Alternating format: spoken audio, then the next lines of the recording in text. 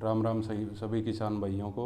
मैं पंकज आपके अपने चैनल किसान अन्नदाता पे एक और वीडियो लेके प्रस्तुत हूँ।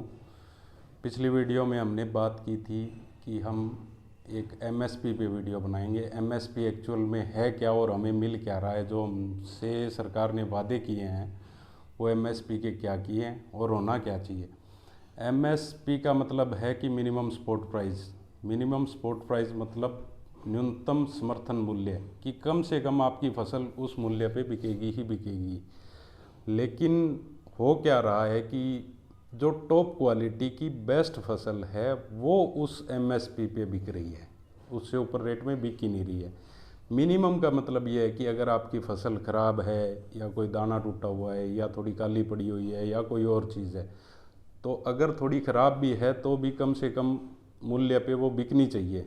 लेकिन यहाँ क्या कर रखा है गवर्नमेंट ने, अलग अलग मशीनें ला के रख रखी है, मॉइस्चर चेक कर रहे हैं, ज़बरदस्ती निकाल रहे हैं। सरकारी जो कर्मचारी है वो भी उसमें घोटाले कर रहे हैं, कोई कुछ कर रहा है, कोई मंडियों का, मार्केट कमेटी का, अलग अलग लफड़े चलते रहते हैं। मैं हर साल देखता हूँ, हर साल अपनी फसलें मैं मंडी में बेचता हूँ। तो सबसे बड़ा पॉइंट तो ये है कि ये मिनिमम सपोर्ट प्राइस है, ये है किसके लिए? क्या बेस्ट क्वालिटी की बेस्ट फसल के लिए मिनिमम सपोर्ट प्राइस है या फिर लो क्वालिटी की फसल के लिए मिनिमम सपोर्ट प्राइस है? अगर minimum support price best quality के लिए है तो फिर मुद्दा ही ख़त्म है। और अगर लो क्वालिटी की फसलें भी मिनिमम सपोर्ट प्राइस पे बिकेगी तो मैक्सिमम सपोर्ट प्राइस है क्या? और ये जो सपोर्ट प्राइस है ये कुछ टाइम के लिए दिया जाता है सरकार के द्वारा। जैसे गेहूं का हो गया 20 से 25 दिन या 1 महीना। जब गेहूं या सरसों की फसलें राजस्थान में या हमारे आसपास सिरसा ज़िले में या हिसार ज़िले के अंदर सरसों की फसल निकलती है, तो जिस टाइम पे किसान फसल निकालता है उस टाइम पे एमएसपी लागू ही नहीं होता। उनका एक पर्टिकुलर टाइम फिक्स होता है। जैसे अप्रैल में हो गया, मार्च में सरसों निकलनी स्टार्ट हो जाती है, लेकिन वो लेते हैं अप्रैल में, 10 अप्रैल से लेके 25 अप्रैल तक या 30 अप्रैल तक। और उसमें भी प्रति एकड़ फिक्स है कि 7 क्विंटल लेंगे, 10 क्विंटल लेंगे, उससे ऊपर नहीं लेंगे। उससे ऊपर जो होती है वो कौन लेगा? दूसरी चीज़, किसान को ज़रूरत होती है, फसल निकलती है, दूसरी फसल बोनी होती है तो उसको पैसे की ज़रूरत होती है, तो वो क्या करेगा? अगर उसको एमएसपी मिल ही नहीं रहा है, वो किसको बेचेगा? वो व्यापारियों को बेचेगा, या जो मंडी के अंदर आड़ती बैठे हैं वो खरीद लेंगे। वो कितने में खरीदेंगे? वो एमएसपी में भी नहीं खरीदेंगे। अगर सरसों का रेट 4200, 4300, 4500 रुपये चल रहा है, वो 3500 रुपये में खरीदते हैं। मेरे सामने की बातें हैं ये सारी। हज़ार रुपये क्विंटल के पीछे वो खा जाते हैं। किसान की मजबूरी होती है बेचने की, कि उसको फसल निकलती ही बेचनी है, आगे वाली फसल भी बीजनी है, उसको खर्चा चाहिए, सारी चीज़ें चाहिए। इसलिए किसान को एक्चुअल में एमएसपी तो मिल ही नहीं पाता है। दूसरी रही बात गेहूं की, तो गेहूं की भी यही हालात होते हैं। कुछ लोगों को घर पे रोकनी पड़ती है, जो अर्ली फसल आ जाती है उसको वो बेची नहीं जाती। अच्छा, तीसरी चीज़, ये कुछ एक स्टेट में लागू है, होनी चाहिए पूरे इंडिया में लागू, लेकिन है ये कुछ एक स्टेट में लागू। यूपी में लागू नहीं है, महाराष्ट्र में लागू नहीं है। लागू तो है लेकिन कोई ख़रीदता नहीं है उस मूल्य पे, गवर्नमेंट तो बिल्कुल नहीं खरीदती है। तो वो क्या होता है, फसल के टाइम पे हमारी हरियाणा में आके बिकती है बड़े लेवल पे, वहाँ से लोग सस्ते में उठाते हैं, यहाँ आके बेचते हैं, बिचौलिए खा जाते हैं। गेहूँ का रेट 2000 रुपये है या 1935 रुपये है, वहाँ से 1000 रुपये में उठाएंगे। एक किसान जो 6 महीने तक उस फसल को पकाता है वो तो 1000 रुपये में बेच रहा है। दूसरा व्यापारी जो एक दिन में उठा के ला के यहाँ पर बेच देता है वो भी 1000 रुपये ही कमा रहा है। तो घाटे में कौन है? जो 6 महीने मेहनत करता है वो है, या जो एक दिन में कमा गया वो है? तो इसकी तरफ भी गवर्नमेंट को ध्यान देना चाहिए। और अगर मिनिमम सपोर्ट प्राइस गवर्नमेंट का फसलों को ख़रीदने के लिए है, तो जो लोग बेचते हैं इस चीज़ को, इन फसलों को, या प्रोसेस करके बेचते हैं, तो उनका भी मैक्सिमम सपोर्ट प्राइस होना चाहिए। अगर 1935 रुपये गेहूँ बिक रही है तो उसका आटा तैयार होने में 2 रुपये खर्चा पड़ता है, 1.5 रुपये 2 रुपये खर्चा तो पड़ता ही नहीं है। हम पिसवा के लाते हैं इतने में, गेहूँ का आटा बनवा के लाते हैं 2 रुपये में, तो खर्चा तो उसका अठन्नी चौन्नी पड़ता है। उसके बाद में वो लोग बेचते हैं आटा 30 रुपये 35 रुपये, पैकिंग कर करके थैलियाँ बेचते हैं 300 रुपये की, 350 रुपये की 10 किलो की थैली मिलती है, बहुत सारी कंपनियों की है। तो वो तो ऑलमोस्ट 50% मुनाफा कमा रहे हैं। किसान क्या कमा रहा है? उनका मैक्सिमम सपोर्ट प्राइस फिक्स क्यों नहीं है? जो बेचते हैं उनका भी फिक्स होना चाहिए। गेहूँ से बिस्किट बनते हैं, आटे से बिस्किट बनते हैं, वो बिस्किट 150, 200 रुपये किलो बिक रहे हैं, उनका कोई फिक्स नहीं है।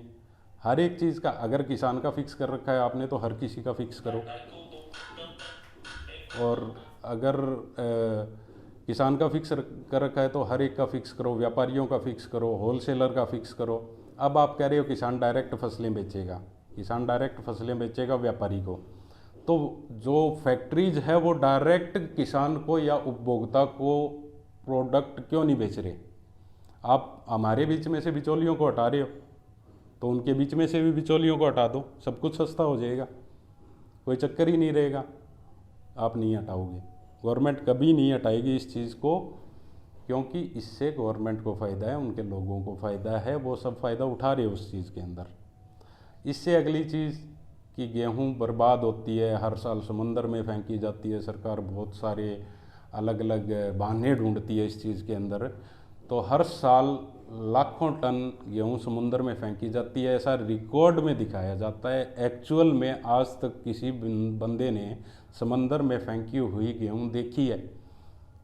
टेक्नोलॉजी का ज़माना है, हर एक के पास मोबाइल है, वीडियो है, सब कुछ है। समुंदर में कहीं भी गेहूं फेंकी हुई की वीडियो कोई टेक्नोलॉजी देखी गई या नहीं देखी गई? फेंकते हुए दिखाया गया, नहीं दिखाया गया। जो भी फेंकते हैं सरकार को उनका रिकॉर्ड रखना चाहिए, वीडियोग्राफी होनी चाहिए, सब कुछ होना चाहिए। एक्चुअल में होता क्या है कि वो गेहूँ सड़ती नहीं है, साफ गेहूँ होती है, अच्छी गेहूँ होती है, उसको पहले पानी डाल डाल के साड़ा जाता है। साड़ते कौन है? जिनको इनसे फ़ायदा उठाना है। फिर वो उसको साड़ने के बाद में उसी गेहूं को लिक्कर कंपनियों को बेच देते हैं। जैसे गेहूं और जौ से इनको साड़ने से लिक्कर बनता है, बियर वगैरह बनती है, अल्कोहल बनता है, जो भी बनता है, तो ये उनको बेच देते हैं। 2 नंबर में गवर्नमेंट में दिखा दिया, समंदर में फेंकी है, ले जाके बेच दी उधर। वो फिर इससे मोटा प्रॉफिट कमाते हैं। वो भी कितना प्रॉफिट कमाते हैं? 1 किलो 2 किलो 5 किलो गेहूँ से 1 लीटर लिक्कर बन जाती होगी, लेकिन लिक्कर का रेट क्या है? बियर का रेट क्या है? 150, 200, 300। लिक्कर का क्या है? 400, 500, 700, 800, 1000 रुपये लीटर। जो 20 रुपये किलो गेहूँ है, उससे जो लीटर अल्कोहल बन रही है, या 2 लीटर बन रही है, या फिर 2 किलो गेहूँ से भी बन रही है, 3 किलो से भी बन रही है, उसका रेट कहाँ हाइक हो जाता है? उसका क्यों नहीं फिक्स कर रखा आपने? उसका फिक्स नहीं करोगे, क्योंकि उससे गवर्नमेंट को टैक्स कमाना होता है। उसके अंदर 50% टैक्स कमाते हैं, 50% जो लिकर कंपनियां हैं वो खा जाती है। तो एमएसपी कहीं भी लागू नहीं है, ये सब बकवास है। कुछ एक चीज़ों के ऊपर एमएसपी लागू है, वो भी ना मानो, क्योंकि वो मिनिमम सपोर्ट प्राइस नहीं है, मैक्सिमम सपोर्ट प्राइस है। अधिकतम समर्थन मूल्य है वो, मिनिमम नहीं है, न्यूनतम है ही नहीं वो। इसको ध्यान से देखो। और जो भी हम अपने मुद्दे रखते हैं, जो भी अपने किसान भाई आंदोलनकारी मुद्दे रखते हैं, तो वो सही सोच समझ के रखो। एक एक चीज़ रखो, एमएसपी को रखो तो अच्छे से प्रेजेंट करो। आपके बच्चे पढ़े लिखे हैं, सभी पढ़े लिखे हैं, आजकल हर एक के बच्चे पढ़ लिख रहे हैं, तो उनको समझाओ, खेती की शिक्षाएं दो। सिर्फ माइंड में यही है कि हमारे बच्चे बस पढ़ लिख के जॉब लग जाए, पढ़ लिख के जॉब लग जाए, खेती की जानकारी कौन देगा? अगर उनको जानकारी होगी तो वो अपने आप सरकार को दूर बैठा देंगे, वो छोड़ेंगे ही नहीं, वो एक एक पॉइंट निकाल निकाल के लाएंगे। ये सब हमारे में से ही निकले हुए हैं, किसान, डॉक्टर, इंजीनियर, इतना दिमाग है इनके पास। अगर ये इन चीज़ों पे दिमाग लगाएंगे तो एक एक पॉइंट निकाल लाएंगे। जहाँ भी चोरी हो रही है, सबसे मोटी धांधली किसानी में हो रही है, वो सारी निकाल लाएंगे। ठीक है दोस्तों, धन्यवाद।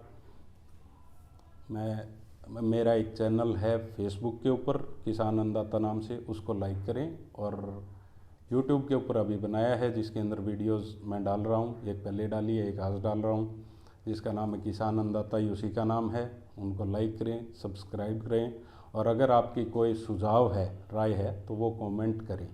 ठीक है दोस्तों, धन्यवाद, राम राम।